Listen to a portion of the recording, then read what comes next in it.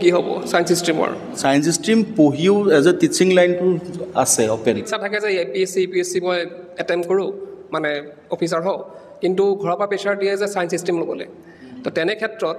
তেওঁলোকে science stream লৈ পেলাই APSC বা UPSC ক্লিয়াৰ কৰিব পাৰে নেকি বহুত ষ্টুডেণ্টে কয় সব ডক্টৰে হ'ব নেকি মই চিভিল ছাৰ্ভিচ দিম মোৰবিলাকৰ এক্সপেক্টেশ্যন বাঢ়ি যায় যে বহুত হাই চেলাৰী এটা কাম কৰিব লাগিছিল কিন্তু সি এইটো কৰি আছে ষ্টুডেণ্টছ আজি আমাৰ লগত আছে ডক্টৰ প্ৰাঞ্জল কুমাৰ বৰা ছাৰ তো তেওঁ দশৱানী ক্লাছেছৰ ডাইৰেক্টৰ হয় তেওঁৰ লগত আমি বিভিন্ন কথা পাতিম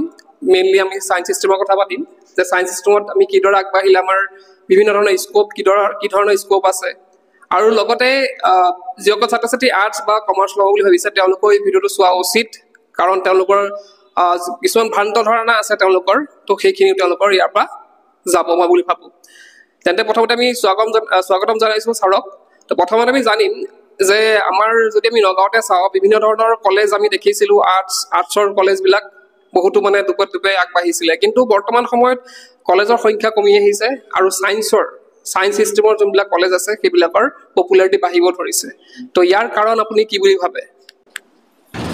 একচুৱেলি সায়েন্স কলেজৰ পপুলাৰিটি বুলি নহয় সায়েন্স ষ্ট্ৰীমৰ স্কোপ বহুত বেছি আছে যাৰ কাৰণে মানে ল'ৰা ছোৱালী এজন বা ষ্টুডেণ্ট এজনে সায়েন্স ষ্ট্ৰীমটো ল'ব বিচাৰে এতিয়া ধৰি লওক সায়েন্স ষ্ট্ৰীম লোৱাৰ লগে লগে প্ৰথম কথা আহি গ'ল আমি নাইকে আৰ্টছ ষ্ট্ৰীমৰ থ্ৰুদি যিখিনি হ'ব পাৰি ধৰি লওক এজন টিচাৰ বা যিখিনি জব এপ্লাই কৰিব পাৰি সেইখিনি সায়েন্স ষ্ট্ৰীমৰ থ্ৰুদিও পাৰি ঠিক আছে লগতে সায়েন্স ষ্ট্ৰীম মেইনলি লোৱা হয় ইঞ্জিনিয়াৰিং আৰু মেডিকেল কৰ্চটোৰ কাৰণে কিন্তু ইঞ্জিনিয়াৰিং আৰু মেডিকেল কৰ্চটোৰ লগতে সায়েন্স ষ্ট্ৰীমৰ পৰা তুমি এগ্ৰিকালচাৰ ভেটেনেৰী তাৰপিছত তোমাৰ ফিচাৰী তাৰপিছত এজ এ হ'ল এই যে আমাৰ ফাৰ্মাচিউটিকেল কোৰ্চ আছে নাৰ্ছিং কোৰ্চ আছে এই গোটেই কোৰ্চবিলাকত এডমিশ্যন লৈ পেলাই এজ এ হ'ল ইন ফিউচাৰ এজন ভাল নাৰ্ছিং বা ভাল এখন তেওঁ ফাৰ্মাচী খুলিব পাৰে বা এগ্ৰিকালচাৰিং কৰি এগ্ৰিকালচাৰ তেওঁ নিজেও কৰিব পাৰে নহ'লে গভমেণ্ট জবেই আছে তো গোটেই স্কোপবিলাক সায়েন্স ষ্ট্ৰীমৰ থ্ৰুদি আছে আৰু ইন ফিউচাৰ বোলে নহয় মই সায়েন্স ষ্ট্ৰীমৰ পৰা ধৰি লওক BSc এগ্ৰি পাছ আউট হ'লোঁ হৈ পেলাই বোলে মই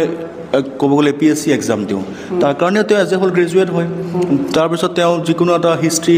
বা জিঅ'গ্ৰাফী মেথছ দুটা ছাবজেক্ট লৈ তেওঁ গৈ পেলাই APSC এক্সামো দিব পাৰে গতিকে যিহেতু আৰ্টছ ষ্ট্ৰীম মানে ছায়েন্স ষ্ট্ৰীম পঢ়িলে আৰ্টছ ষ্ট্ৰীম আৰু কমাৰ্চ ষ্ট্ৰীমৰ যিখিনি ফেচিলিটিজ আছে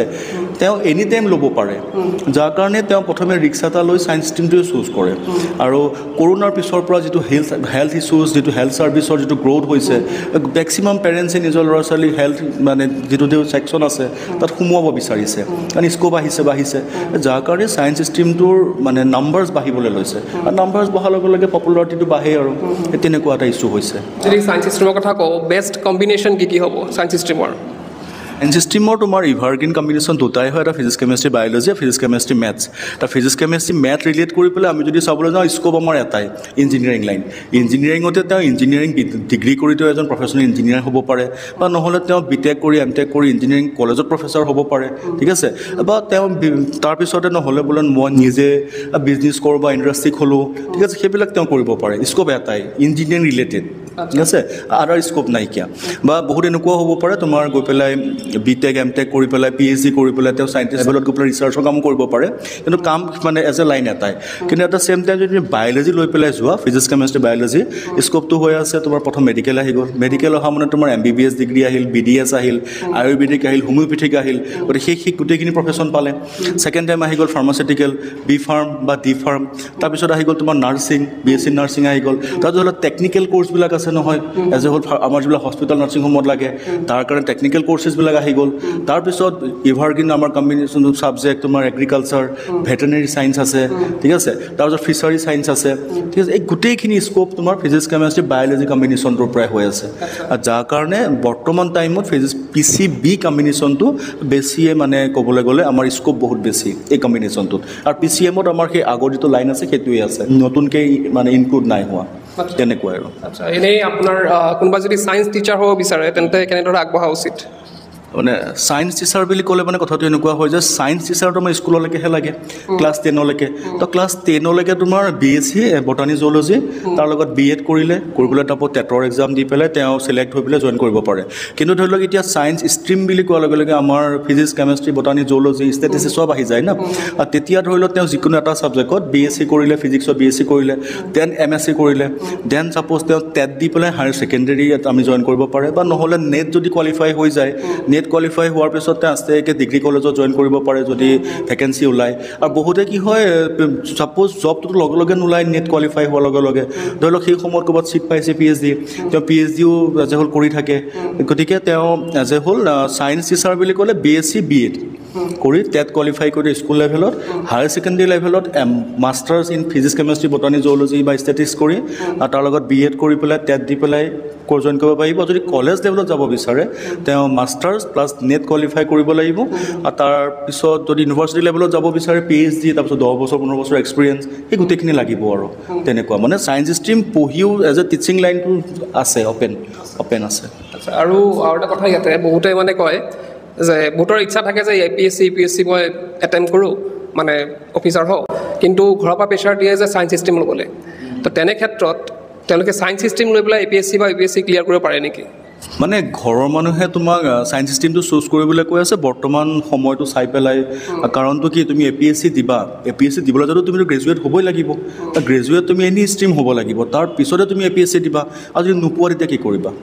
ঠিক আছে এতিয়া ষ্টুডেণ্টজনক তুমি যদি কোৱা যদি নোপোৱা কি কৰিবা তেতিয়া ষ্টুডেণ্টজনে আকৌ অকণমান স্মাৰ্ট মানে কি ঠিক যদি পায়ে যাওঁ মানে যে তৰ্কাতৰ্কি গতিকে সেইটো নাচাই পেলাই পেৰেণ্টছৰ কথাটো চাব লাগে যে মা দেউতাই মোক ছায়েন্স পঢ়িবলৈ কিয় কৈ আছে গতিকে সেইটো ভাবি পেলাই মোৰ মতে ছায়েন্স পঢ়ি ল'ব লাগে পঢ়ি তুমি প্ৰথম ছায়েন্সটো হাই ছেকেণ্ডেৰী পাছটো কৰা কৰি পেলাই তুমি এজ এ হ'ল মেডিকেল বা ইঞ্জিনিয়াৰিং কিবা এটা লাইন চুজ কৰিবলৈ চোৱা যদি তুমি ট্ৰাই কৰাৰ পিছতো নাপালা ঠিক আছে তেতিয়া তুমি যদি ভাবিছা যে নহয় মই APSCকে ট্ৰাই কৰোঁ যেতিয়া মোৰ এইটো নহ'ল ঠিক আছে বা যদি হৈ গ'ল সেইটো তুমি কমপ্লিট কৰা ধৰি লওক ইঞ্জিনিয়াৰিঙত ছিট পাই গ'লা ইঞ্জিনিয়াৰিংটো কমপ্লিট কৰা বা ছাপ'জ মেডিকেল ছিট পাই গ'লা মেডিকেল কমপ্লিট কৰা দেন তুমিতো এজন ডক্টৰ বা এজন ইঞ্জিনিয়াৰ হয়তো গ'লা এতিয়া তোমাৰ ঘৰৰ সপোনটো পূৰা কৰিলা হৈ গ'ল ঘৰৰ মানুহে যি কৈ আছিলে সেইটো হৈ গ'ল এতিয়া তুমি BTech কমপ্লিট কৰা মানে কোনোবা এটা কোম্পানীতো জব এটাতো পাবা আৰু মই জব পাইছা চেলেৰি পাইছা সেই সময়ত তুমি সেই জবৰ চেলেৰি পইচা দিয়ে তুমি আস্তেকৈ নিজৰ চেল্ফ প্ৰিপেৰেশ্যনত লাগি যোৱা তোমাৰ যিটো ড্ৰিম আছিলে ড্ৰিমটো আছিলে তোমাৰ APSCহে ছাপ'জ ড্ৰিমৰ পিছত লাগি যোৱা আৰামত কোচিং কৰা ভালকৈ বুক চুক কিনি পঢ়া ঠিক আছে তেতিয়া তোমাৰ ঘৰতো বাৰ্ডেন নহ'ল তুমি লাইফৰ 22-23 বছৰ যদি জব এটা পাই যোৱা তুমি 4 বছৰ 5 বছৰ যদি আৰামত কোচিংটো কৰি পেলাই তুমি যদি লাইফৰ 26-27 বছৰত তুমি যদি APSC পাই যোৱা বা UPSC পাই যোৱা একো প্ৰব্লেম নাই কিন্তু 16 বছৰ বয়সৰ পৰা 26 বছৰ বয়সলৈকে তুমি 10 বছৰ যে APSCকে থাকিলে যে পাবা সেইটোতো গেৰাণ্টি নাই ঠিক আছে প্লেন বিটো ৰাখিব লাগে লগত সেইকাৰণে প্ৰথমতে যদি ঘৰৰ মানুহে ছায়েন্স কৈছে একো নাই পঢ়া একো টান নহয় ছায়েন্স পাছ আউট হোৱা তাৰপিছত যেতিয়া নিজে ইণ্ডিপেণ্ডেণ্ট হৈ যাবা তেতিয়া তোমাক কোনেও একো নকয় আৰু তেতিয়া তুমি তোমাৰ ড্ৰিমটোৰ পিছত লাগা ঠিক আছে গতিকে তেনেকুৱা এক্সাম্পল আমি বহুত দেখিছোঁ আমি ৰিচেণ্টলি ময়ূৰ হাজৰিকাকো দেখিলোঁ কিন্তু মেট্ৰিকত ষ্টেণ্ড হাই ছেকেণ্ডেৰী ষ্টেণ্ড BTech কমপ্লিট সেইটো মানে নহয় MBBS কমপ্লিট কৰিলে MBBS কমপ্লিট কৰি চাকৰি কৰি আছে কিন্তু সিটো তাৰ নিজৰ ড্ৰিমটোৰ কাৰণে পঢ়ি আছে গৈ পেলাই লাষ্টত ক্ৰেক কৰিছে গৈ জইন কৰিছে ছাকচেছ হোৱাৰ পিছত কোনেও একো নকয়তো কিন্তু আনচাকচেছফুল তুমি যে হৈ থাকিবা লছেছটো পেৰেণ্টছেহে খাই থাকিবা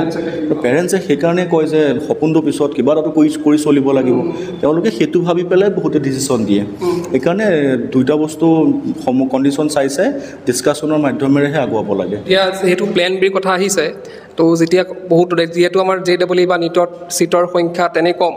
বহুত APR বহুতে কৰে বহুতে ক্লিয়াৰ কৰিব নোৱাৰে তো তেওঁলোকৰ ক্ষেত্ৰত প্লেন বি কি হ'ব পাৰে এটা কথা আহি গৈছে যে বহুতে কয় যে মেডিকেল ইঞ্জিনিয়াৰিঙত ছিট কম ঠিক আছে বহুত ষ্টুডেণ্টে কয় সব ডক্টৰে হ'ব নেকি মই চিভিল ছাৰ্ভিচ দিম চিভিল ছাৰ্ভিচতো ছিট কেইটা প্ৰতি বছৰে 150 145 কেতিয়াবা 220হে পোষ্ট ওলায় আৰু এজ গ্ৰুপটো 22 বছৰৰ পৰা 38 বছৰলৈকে কিমান কম্পিটিশ্যন অল মানে ক'ব গ'লে ষ্ট্ৰীমৰ মাজত সেইটোত কম্পিটিশ্যন বেছিহে এইটোতো নিট এক্সামত এখন 3 ঘণ্টাৰ মাত্ৰ অবজেক্টিভ পেপাৰ সেইখনটো কিমানটা প্ৰচেছ সেই প্ৰচেছ 3টা প্ৰচেছৰ পিছতহে জবটো পাব গতিকে APSC বা চিভিল ছাৰ্ভিচৰ যিবিলাক এক্সাম সেইবিলাক এজ কম্পেয়াৰ টু নিট আৰু JEE প্ৰচেছতকৈ মইতো ভাবোঁ টানহে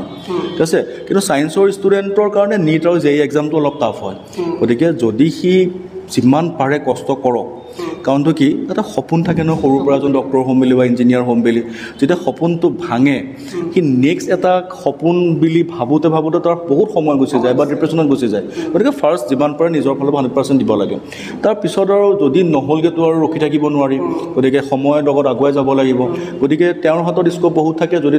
যদি নিটত ভাল স্ক'ৰ পায় তেতিয়া প্ৰাইভেট কলেজবিলাকেও স্কলাৰশ্বিপত এডমিশ্যন দিয়ে MBBS বা BDSত আৰু তাতো যদি তেওঁ নহয়গৈ তেনেহ'লে ধৰি লওক বাকী এগ্ৰিকালচাৰ ভেটেৰিনেৰী BSc কৰি তেওঁ কলেজ প্ৰফেচৰলৈকে চান্স আছে ঠিক আছে গোটেইখিনি ৰাস্তাই অ'পেন আছে ঠিক আছে তেনেকুৱা এটা কোৰ্চ কৰি ল'লে ক'ৰবাত তেওঁ জব এটা গোটাই ল'লে তাৰপিছত তেওঁ ইচ্ছা কৰিলে বোলে নহয় মই ইয়াতকৈ ওপৰলৈ উঠোঁ তেতিয়া তেওঁ লাগিলে তেওঁ চিভিল ছাৰ্ভিচটো ট্ৰাই কৰি চাব পাৰে অপশ্যনৰ অভাৱ নাই মানে কৰোঁ বুলি মনত দৃঢ়তা আনিলেই হ'ল বহুতে দেখোঁ যে ইঞ্জিনিয়াৰিং কৰি লাভ নাই বুলি বহুতে কয় ইঞ্জিনিয়াৰিং কৰি পেলাই আজিকালি ঘৰত বহি থাকিবলগীয়া হয় তো সেইটো আমাৰ স্ক'প নাই নে মানুহে বিচাৰিব পৰা নাই স্ক'প এই কথাটো মানে এনেকুৱা হৈছোঁ আমি এতিয়া ধৰি লোৱা তুমিয়ে মই ধৰি লোৱা নগাঁও কলেজত পঢ়িছোঁ যদি নগাঁও কলেজখনেতো আমাক জব গোটাই নিদিয়ে বা আমি যদি বি বৰুৱাত গৈ পঢ়িছোঁ বা কটনত পঢ়িছোঁ কটনৰ দায়িত্ব নহয়তো আমাক চাকৰি গোটাই দিয়াৰ কটনৰ দায়িত্ব আমাক পঢ়ুৱাহে কটনত আমি ধৰি লওক পৰিৱেশ পালোঁ তাত আমি অসমৰ বিভিন্ন জেগাৰ পৰা অহা ভাল ল'ৰা ছোৱালীখিনি পালোঁ সেইখিনি আমাৰ বন্ধু ঠিক আছে তেনেকৈ ইঞ্জিনিয়াৰিং কলেজখনে সেই এনভাইৰমেণ্টটোহে দিব জব গোটাই দিব নোৱাৰে ঠিক আছে গতিকে আমি চাকৰি আমাক কেম্পাছ নাই কলেজখনত কেম্পাছ নাহে এইবিলাক ভুল কথা ক'ব নালাগে মোৰ মতে মানে তেওঁলোকক আমি দেখিছোঁ যে বহুতে তোমাৰ ইঞ্জিনিয়াৰিং পাছ কৰি আহি পেলাই ভাল বেলেগ লাইনত জইন কৰি পেলাই ভালকৈ ছাকচেছফুল হৈছে গতিকে এই যে ছাকচেছ যে হৈছে তেওঁলোকে নলেজটো ক'ত পালে তাৰ কাৰণে ইনস্পিৰেশ্যন ক'ত পালে সেই ইঞ্জিনিয়াৰিং কলেজখনতে পাইছে বা বহুতে ইঞ্জিনিয়াৰিং প্ৰফেশ্যন হিচাপে ইঞ্জিনিয়াৰিঙত নাৰাখে ঠিক আছে তেওঁলোকে বেলেগ প্ৰফেশ্যন জইন কৰিছে কিন্তু এই যে ইঞ্জিনিয়াৰিং কলেজখনত তেওঁলোকে পঢ়ি থাকি শুনা পালে যে আমুকে ধৰি লওক মানে আমুক এটা মানে হেৰি খুলিছে মানে এইবিলাক তেওঁলোকেতো তাৰ পৰাই পাইছে আৰু বহুতৰ কিয় ছেটিছফেক্টৰী চেলেৰী পেকেজ নাপায় যাৰ কাৰণে ধৰি লওক ভাবিছে যে মই তাত গৈ কাম কৰি এইটো পইচাহে পাম তাতকৈ মই ইয়াতে ঘৰৰ মা দেউতাৰ লগত থাকি পেলাই ইয়াত থাকিলে মোৰ এইটো বেনিফিট আৰু আমাৰ অসমৰ মানে যিমানেই নহওক মানে ল'ৰা ছোৱালীখিনি যে বা মই নিজেও ধৰি লোৱা ঘৰমুখী আমি যিমানেই নহওক ঘৰতে থাকিব বিচাৰোঁ গতিকে আমি পঢ়াটো পঢ়িলোঁ আমাৰ টেলেণ্ট আছে আমি দেখালোঁ যে আমি ইঞ্জিনিয়াৰিং পাছ কৰি দেখাই দিলোঁ আমি পঢ়াত বেয়া নহয় কিন্তু ধৰি লওক আমাৰ মা দেউতাৰ প্ৰতিও দায়িত্ব থাকে এই গোটেইখিনি আমি চাই পেলাই বহুতে সেই তেনেকুৱা এটা ডিচিশ্যন লয় ধৰি লওক প্ৰফেশ্যনটো সলাই দিয়ে লাইনটো চেঞ্জ কৰে আৰু বহুতে কি হয় ইয়াতে আহি ধৰি লওক ইঞ্জিনিয়াৰিং পাছ কৰি আহিছে তেওঁলোকে সেইটো ৰিলেটেড কিবা কিবি বিজনেছেই আৰম্ভ কৰে এতিয়া আমি দেখিছোঁ বহুত চিভিল ইঞ্জিনিয়াৰিং পাছ কৰি আহি কনষ্ট্ৰাকশ্যন ছাইটত তেওঁলোকে আৰম্ভ কৰিছে নিজৰ কাম এতিয়া আমি যদি কওঁ যে তই ইঞ্জিনিয়াৰিং পাছ কৰি আহি এইবিলাক কি কৰি আছোঁ ডাঙৰ কোম্পানীত কাম নকৰিলে কিয় কিন্তু সিটোতো সৰুকৈ আৰম্ভ কৰি বা 20 বছৰ পিছত তাৰ এইটো ডাঙৰ কোম্পানী হৈ যাব পাৰে গতিকে পঢ়ি লাভ নাইকিয়া নহয় আমি ধৰি লওক চাকৰিটো কৰা নাই তাৰ কণ্ডিশ্যন চবৰে বেলেগ ঠিক আছে সেইটোহে মেটাৰ কৰে মোৰ মতে ইঞ্জিনিয়াৰিং পঢ়ি লাভ নাইকিয়া বুলি যদি কোনোবাই কৈছে এইটো মিছা কথা আমি 2-3জনক দেখি পেলাই আমি IIT আৰু NIT ব্ৰেণ্ডটো নেগলেক্ট কৰিব নোৱাৰোঁ তাততো আজি ডেটতো 75% মিনিমাম হ'লেহে এণ্ট্ৰেঞ্চ দিব পাৰি গতিকে 75% হাই ছেকেণ্ডেৰীত নহ'লে এণ্ট্ৰেঞ্চৰ ফৰ্ম ফিলাপেই কৰিব নোৱাৰি ডিমাণ্ডটো তাত কমা নাই গতিকে আমি 2-এজনক চাই পেলাই আমি গোটেই কোৰ্চটো নেগলেক্ট কেতিয়াও কৰিব নোৱাৰোঁ আৰু সেই 2-এজনেও বা কি কণ্ডিশ্যনত তেওঁলোকে কি কৰি আছে তেওঁলোকেহে জানিব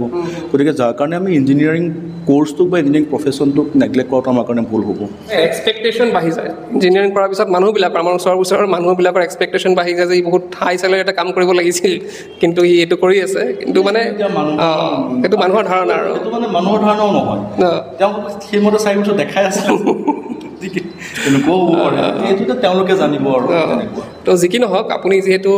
এটা ইনষ্টিটিউটৰ লগত জড়িত দাসৱানী আজি প্ৰায় 16 বছৰ ধৰি তেওঁ এই ইনষ্টিটিউট চলাই আছে কিন্তু এটা কথা মানে ডাঙৰ কথা এটা ক'বলগীয়া হয় যে আমি যদি চাওঁ এতিয়া NEET JEE প্ৰিপেৰেশ্যন কৰোৱা কিছুমান ইনষ্টিটিউট আছে আমি য'তে ত'তে আমি চাওঁ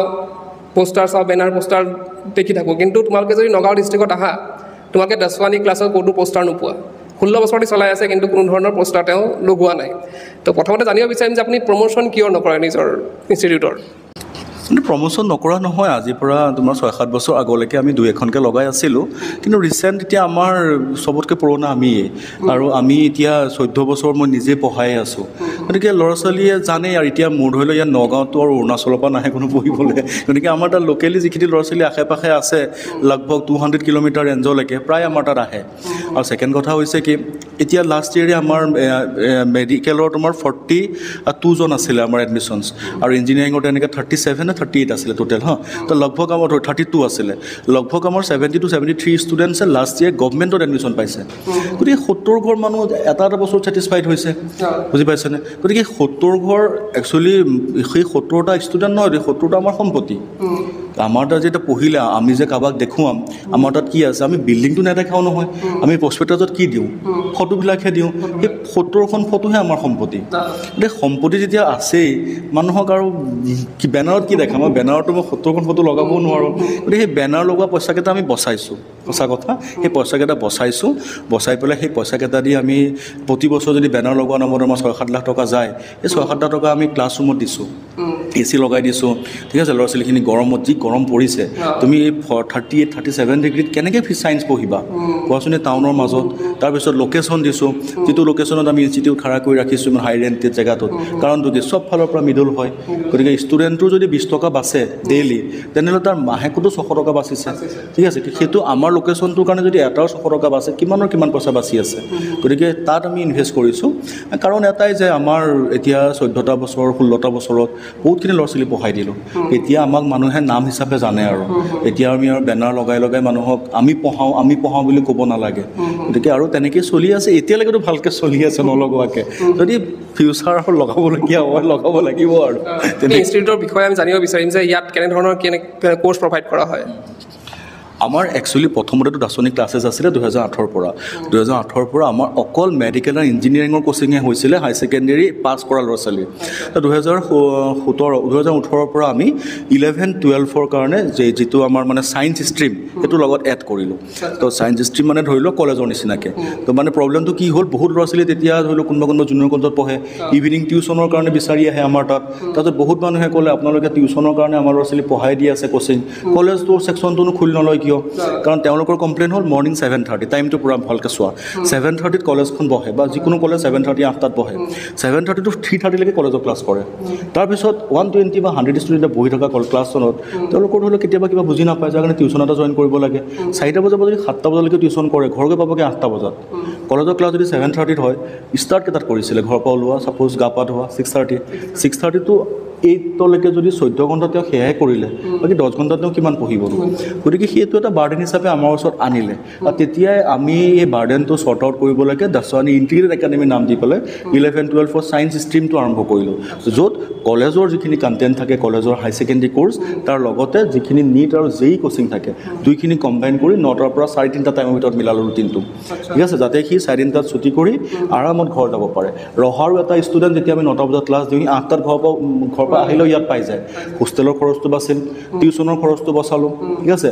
আৰু প্লাছ তাক পঢ়িবলৈ সময় দিলোঁ সেইকাৰণে সেই যে টিউশ্যনৰ বাৰ্ডেনৰ পৰাই ইনষ্টিটিউটটো খাৰা হ'ল যাৰ কাৰণে আজিও দাৰ্শনিক টিউশ্যন ক্লাছেছ বেন মানে দাৰ্শনিক পঢ়া কোনো ষ্টুডেণ্টে টিউশ্যন ল'ব নোৱাৰিব দাৰ্শনিক কোনো টিচাৰে টিউশ্যন ল'ব নোৱাৰে যাৰ কাৰণে আজিৰ দিনত আমি গৰ্বৰে কওঁ আমাৰ এতিয়া এই বছৰ 11ত 220 ষ্টুডেণ্টে পঢ়ি আছে ছায়েন্সত 220 এটাকো সোধকগৈচোন ক'ৰবাত টিউশ্যন লয় নেকি নলওঁ বুলিয়ে ক'ব ঠিক আছে কথাটো তেনেকুৱা মানে গতিকে আমাৰ মেইন উদ্দেশ্য হৈছে যে কম খৰচত হোষ্টেল নোলোৱাকৈ হোষ্টেল লোৱা মানে তোমাৰ মাহে 10,000 টকা খৰচ 6,000 বা 7,000 টকা হোষ্টেল ফিজে দিয়া পকেট মানি দিয়া আৰু শনিবাৰ হ'লে ঘৰলৈ যাব তেনেহ'লে 10,000 টকাকৈ সেই মানুহজনে দিব নোৱাৰিবওতো পাৰে কিন্তু তেওঁ ছাপ'জ কলেজৰ ফিজ 2,200 টকা দি ল'ৰাটো পঢ়াব পাৰিব গতিকে সেইখিনিও চিন্তা কৰি আমি এই ছায়েন্স ষ্ট্ৰীমটো আৰম্ভ কৰিছিলোঁ গতিকে আমাৰ ইয়াত এতিয়া 2টা ছেকশ্যনেই আছে এটা হ'ল কোচিং সেইটো তোমাৰ দাৰ্শনিক ক্লাছেছ আফটাৰ 12 তাত আমি নীট জেই কোচিং হয় বছৰীয়া বেটছবিলাক হয় আৰু এইটো হ'ল দাৰ্শনিক ইণ্টিগ্ৰেটেড একাডেমি ইয়াত higher secondary science plus NEET জেই কোচিং এই গোটেইখিনি একেলগে আমাৰ হয় 2টা ভেনু বেলেগ আৰু কাৰণ দুইখিনি বেলেগকৈ ৰখা হয় সেইখিনি আমি চলাই আছোঁ বৰ্তমান যথেষ্ট গুৰুত্বপূৰ্ণ কথা ক'লে এইটো আমি দাৰ্শনিক ক্লাছেছৰ গোটেই ডিটেইলছখিনি মই ডেছক্ৰিপশ্যনত দি দিম তাত ফোন নম্বৰ থাকিব তোমালোকে যদি এডমিশ্যন ল'ব বিচাৰা তেন্তে তোমালোকে কথা পাতিব পাৰা আৰু আহি পেলাই ইয়াত চাই যাব পাৰা ৰুমখিনি মই চাইছোঁ মই দেখাওঁ বাৰু ভিডিঅ'টোত দেখাইছোঁ তো কেনেধৰণৰ হয় গোটেইখিনি ফেচিলিটি তেওঁলোকে আগবঢ়াইছে তোমালোকৰ ভাল যাতে ৰিজাল্ট হয় বা তোমালোকৰ ভাল ভৱিষ্যতৰ কাৰণে তো আৰু ধন্যবাদ জ্ঞাপন কৰিছোঁ ছাৰলৈ তো আশা কৰিছোঁ তোমালোকে উপকৃত হৈছে ভিডিঅ'টোৰ দ্বাৰা আজি ভিডিঅ'তে থাকি কৰিলোঁ কি পচে